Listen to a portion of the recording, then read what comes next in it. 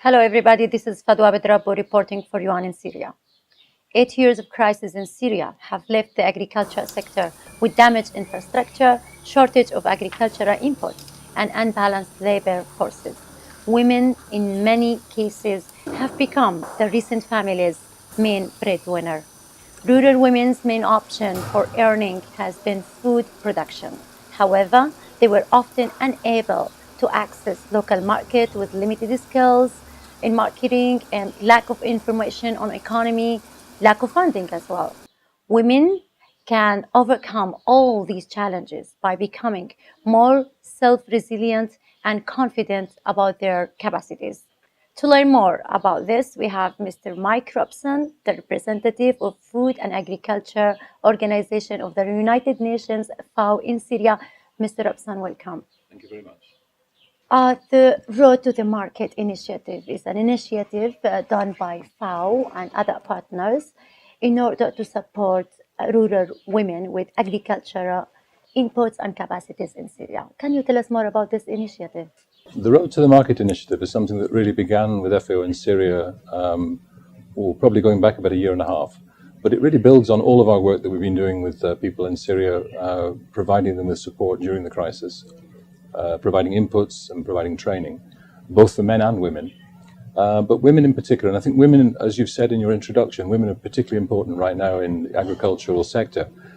We see so many more women-headed households, and women have become, as you say, the main breadwinner in many families. We found that our projects were able to increase people's production, but the real challenge was to try and convert that production into better livelihoods so that they could actually make more income. Every year there is a women's products fair at Tishreen Park in the center of Damascus. And this year it takes place in October. And I went along to that fair, and having also studied our projects, and realized that there was this challenge, this big gap in what we were offering. And I met a lot of the women who were demonstrating or showing their products, their food products at that fair, alongside the Minister of Agriculture and various other people who were going around at the same time as me. And it was very, very clear that there was a level of energy and enthusiasm and dynamism among the women, confidence about their product. But they asked the question, how can I get this, how can I scale up? How can I make more money? How can I make this into more of a business? And we took suggestions from them, we took some ideas from them, and we also brought in some experts from outside. And we ran, through our Road to the Market initiative, we ran a couple of training events. One particularly in a hotel in Damascus in December, where we asked the women to present their products as if they were trying to persuade a buyer from a supermarket. Why should this person buy my product? Making them think about the niche, making them think about their market and what the opportunities were.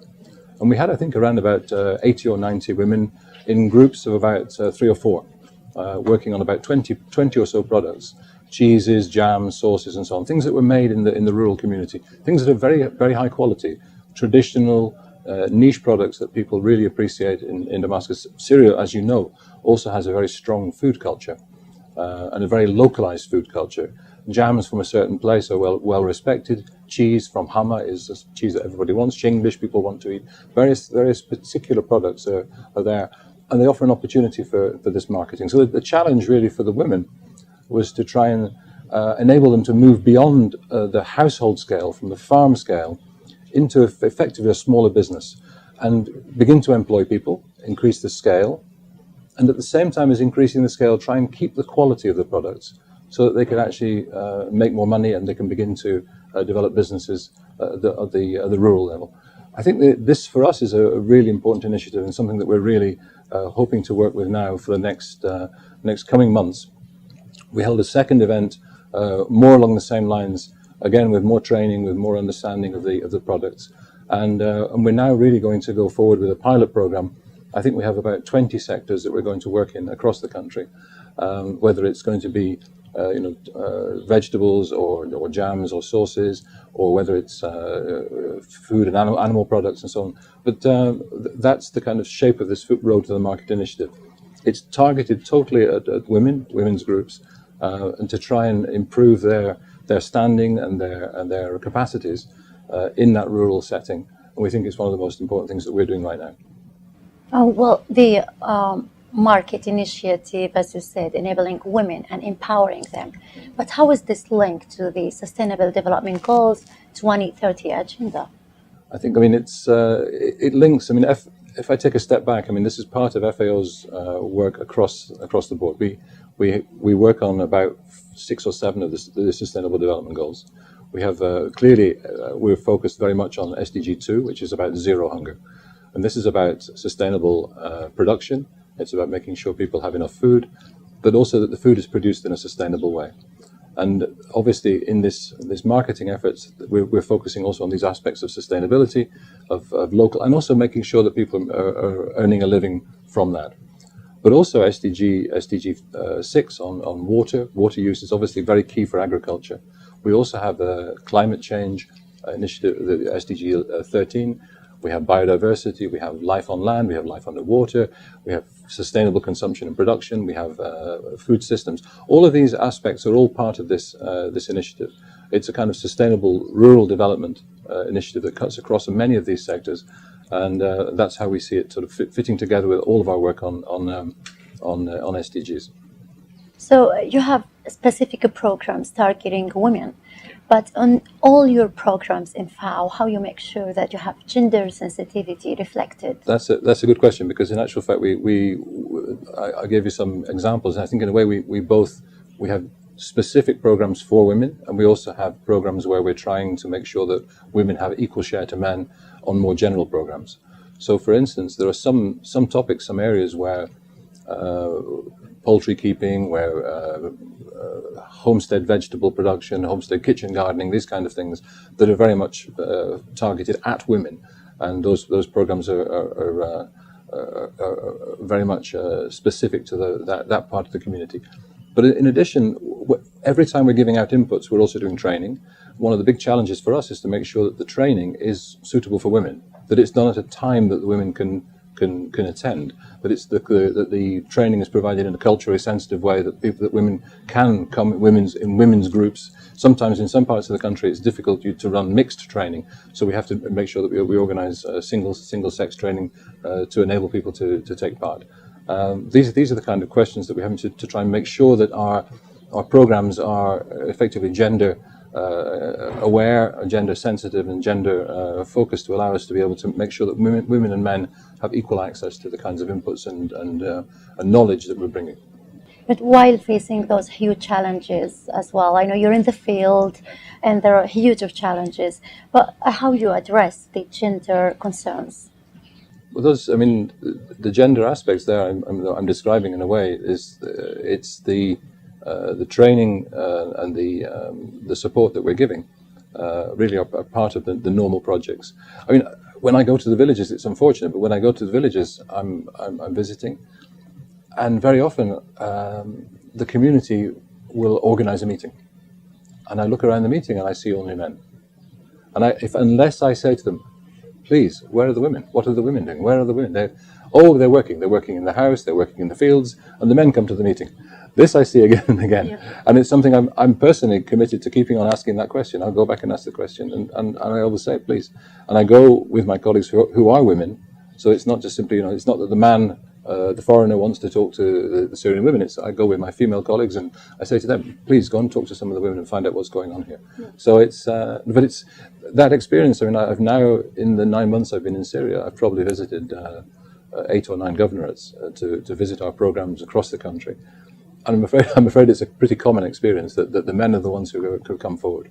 And yet, what I've also seen from the other side, it's interesting. As a result of the crisis, we've seen a lot of emigration of men.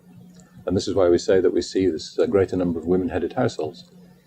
When I visited some of the laboratories and some of the technical facilities in Aleppo, the only scientists who are working still in those facilities are women. They're the only ones who are still there. So the women who are working in the tissue culture laboratories of the seed organization, the General Organization for Seed Multiplication, quite high technology, very experienced people. Really, the men have all gone, but the women are the ones who are keeping it going. And I think for many of the technical institutions of Syria, as we look for going forward, looking into a post-conflict phase, they will have a huge role to play, and they are playing a huge role in keeping the systems going. And I think that that's very important for us too. Don't forget, FAO is we're working with beneficiaries, but we're also working with the scientists and some of the organisations the technical organisations of government that are trying to support the farmers. So, given the current circumstances in Syria as well, women is not just taking care of the house; they're also taking the lead and leading the whole society into change. Under the slogan of the International Women's Day for this year, the campaign is Balance for Better. How FAO makes sure that there is a balance? How you pursue the agenda of a balance for women? I think the balance for women for us is, as I said, I think there are two aspects to this. One is to trying to work on particularly topics that target women, and then secondly, making sure that our projects really offer women equal access and equal opportunity. And I think both of those objectives really we're trying to meet constantly. We are challenging ourselves. I'm challenging my own staff to make sure that this is happening. And we are being challenged also by our donors and the people who support us to show the same. I think the most positive thing that we're seeing coming out of this at the moment is our Road to the Market initiative, where we're seeing a huge level of interest both from the women of Syria and potentially also from some of the external supporters, the donors. They recognize that supporting women specifically to develop small-scale rural micro-enterprises in the food sector is one way to really help in a rural setting to ensure that women-headed households can be supported, and also that it also plays a role in social cohesion. We're seeing a huge benefit with those women working in trying to develop their food businesses. They're finding employment opportunities for others. People are rebuilding trust and the habit of working together. I think one of the terrible consequences of the crisis in Syria over the last 7 or 8 years is a breakdown of trust between some of the communities. And I think this is one of the ways of trying to rebuild that in a small way, and working and offering opportunities. So the training that we're offering, the specific targeted training we're offering is going to help, I think, with some of those aspects too. Thank you so much, Mike. The United Nations agencies inside Syria continue its support and commitment to support the Syrian population as well, in particular for Syrian women. To learn more about FAO programs inside Syria, please visit our website, UN in Syria.